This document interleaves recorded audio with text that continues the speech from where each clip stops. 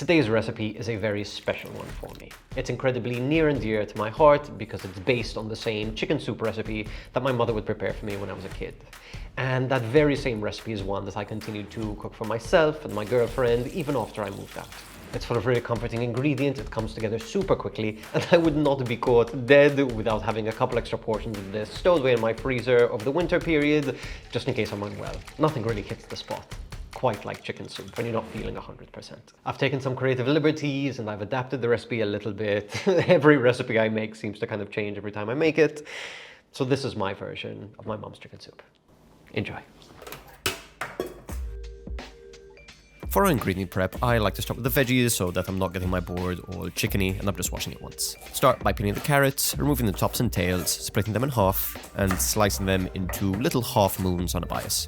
But really, as long as they're bite-sized and they're all pretty consistent shape and size, you can cut these however you like. Same with the onions, just peel them, half them, and roughly cut them into a small dice. Now I don't always add leeks to the soup, but they add a really nice sweet onion flavor, so here I just chop off the tops and reserve them for stock, and cut the rest of the leek through the middle, removing the center and adding that to my stockpile as well. Now I just split these down the middle and I cut them into squares roughly the same size as everything else. I'll often add celery to my soup, but my grocer didn't have any that looked particularly nice. They did have bundles of celery leaves, so I just diced down the stems instead. Next, I peeled and finely sliced up some garlic and minced it super fine.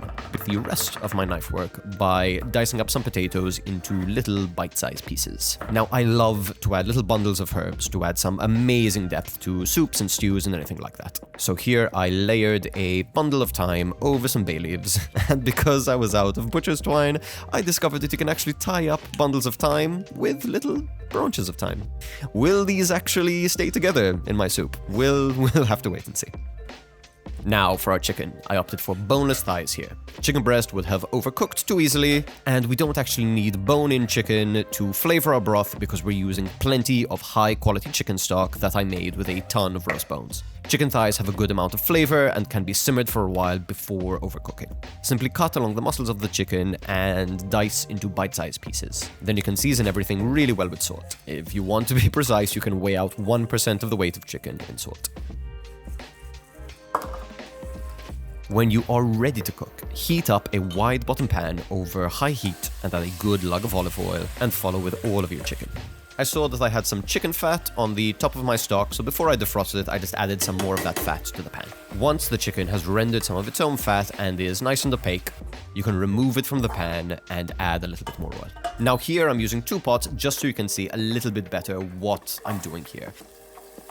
But if you're making this at home, you can just use one big pot instead. So next, add your veggies to the pan along with a really good pinch of salt and let these sweat for just 2 to 3 minutes before you make a little well in the center. Add yet more olive oil and all of your smaller diced ingredients here, as well as a good couple cracks of black pepper. Let these cook for just another minute before mixing them into the rest of the vegetables.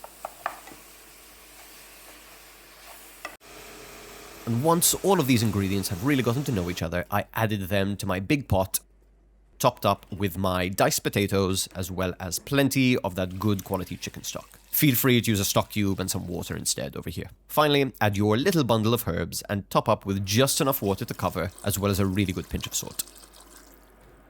Cover the pot, bring up to a boil, and then remove the lid and reduce to a simmer. And let the soup simmer gently like this for roughly 20 to 30 minutes, or just until the chicken and the potatoes are nice and tender.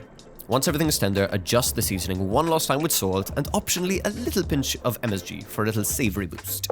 And just before we plate, I like to prepare a little bunch of minced chives or some finely chopped parsley, just for a little green on top. And that's kind of all there is to it. Remove the bundle of herbs from the pot, get some wide bowls, and make sure you get a good mix of all the different veggies in your plate. And just finish with a good sprinkling of chives and enjoy.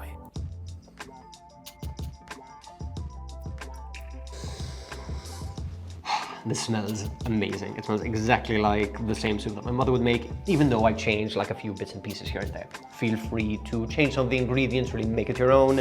You can leave out the potato. especially if you are planning on freezing it. The potato kind of defrosts a little bit weird, and I love making extra portions of this. So you can keep that separate and sort of cook in barley or farro or even rice or pasta and something like this. It's pretty versatile. But the soup base, I would keep sort of like the core. That's enough yapping. I kind of want to taste this immediately and see how it turns out. Let's get a nice little piece of chicken, a little soup, a carrot.